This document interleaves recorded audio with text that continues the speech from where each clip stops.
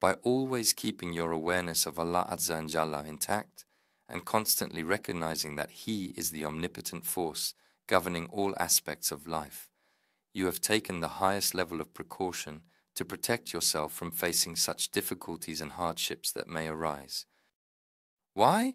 Because these troubles and calamities arise to awaken, discourage, redirect, and deter the servant from the erroneous path he has chosen in exchange for his transgressions and wrongdoing. In other words, these types of difficulties that are experienced in the Quran by the manifestation of the mercy of Allah Azza wa Jalla, which are mentioned in many verses, occur as a result of activating those risky options that we have calculated. Whenever the Almighty puts these things on our agenda, if we go wrong and get stuck and stay that way, it is like a call from the mercy of the Almighty to turn us back on the road in a process where our absent-mindedness will increase and we will deviate from the path considerably.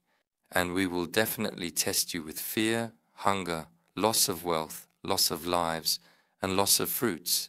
But give glad tidings to those who are patient and steadfast in their faith, for they shall be rewarded with blessings and abundance in this life and the hereafter.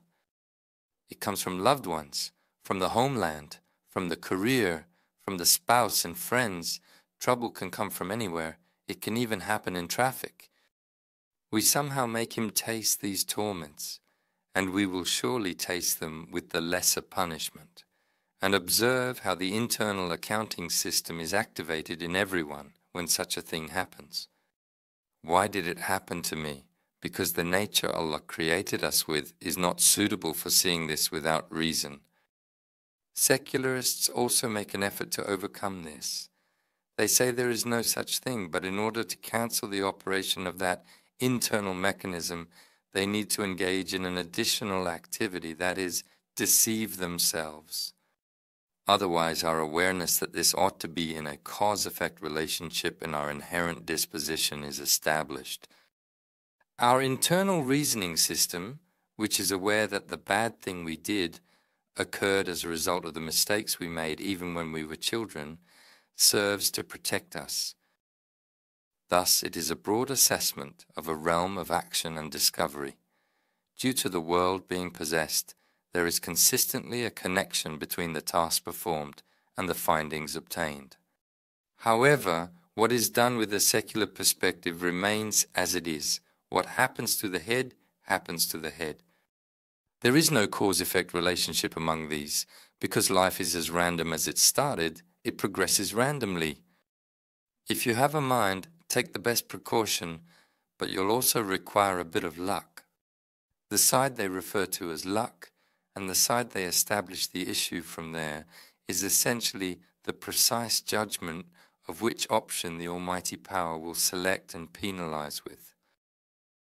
Therefore, in a rational perspective, if something bad happens, oh, what a bad luck, the worst has happened, he was such an unlucky man, he had taken so many precautions.